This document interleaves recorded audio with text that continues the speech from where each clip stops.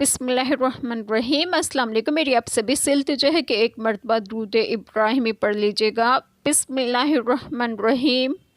اللہم صلی علی محمد وعلی آل محمد کما صلیت علی ابراہیم وعلی آل ابراہیم انک حمید مجید۔ اللہم بارک علی محمد وعلی آل محمد کما بارکت علی ابراہیم وعلی آل ابراہیم انک حمید مجید۔ بسم اللہ الرحمن الرحیم۔ اور تم میں بے مقروری کے باعث جن کے نکاح میں آزاد عورتیں ایمان والیاں نہ ہوں تو ان سے نکاح کرے جو تمہارے ہاتھ کی ملک ہیں، ایمان والی کنیزیں، اور اللہ تمہارے ایمان کو خوب جانتا ہے۔ تم میں ایک دوسرے سے ہے تو ان سے نکاح کرو ان کے مالکوں کی اجازت سے، اور حسب دستور ان کے مہر انہیں دو۔ قید میں آتیاں نہ مستی نکالتی اور نہ یار بناتی۔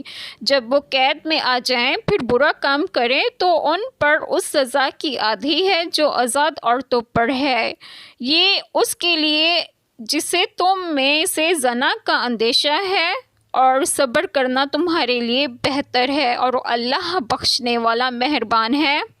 بسم اللہ الرحمن الرحیم۔ آج بات آپ لوگوں سے ڈسکس کروں گی وہ یہ ہے کہ اس آیت کریمہ میں ہے کہ یعنی مسلمانوں کی ایماندار کنیزیں، مسئلہ ایسے ہی کتابیہ باندی سے بھی نکاح جائز ہے اور مومنہ کے ساتھ افضل و مستحب ہے، جیسا کہ اس آیت کریمہ سے ثابت ہوا، اور اللہ تعالیٰ تمہارے ایمان کو خوب جانتا ہے تو ان سے نکاح کرو، یہ کوئی آڑ کی بات نہیں، فضیلت ایمان سے ہے، اسی کو کافی سمجھو۔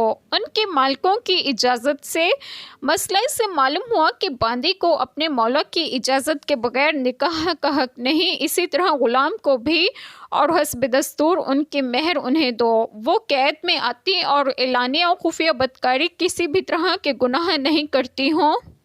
جب وہ قید میں آ جائیں اور شوہردار ہو جائیں پھر اگر وہ برا کام کریں تو ان پر اس کی آدھی سزا ہے جو آزاد عورتوں پر ہے جو شوہردار نہ ہو، یعنی 50 کوڑے ان کی سزا ہے۔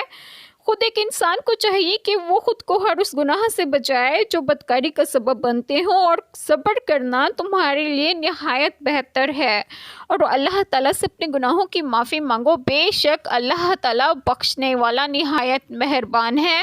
اللہ تعالیٰ ہم سب کے تمام گناہوں کو معاف فرمائے اور ہمیں صراط مستقیم کی راہ پر گامزن کریں، اور آپ سب کو آپ کے گھروں میں خوش و خرم رکھیں اور صحت و تندرستگی بھی دیں۔ آمین۔ جزاک اللہ خیر۔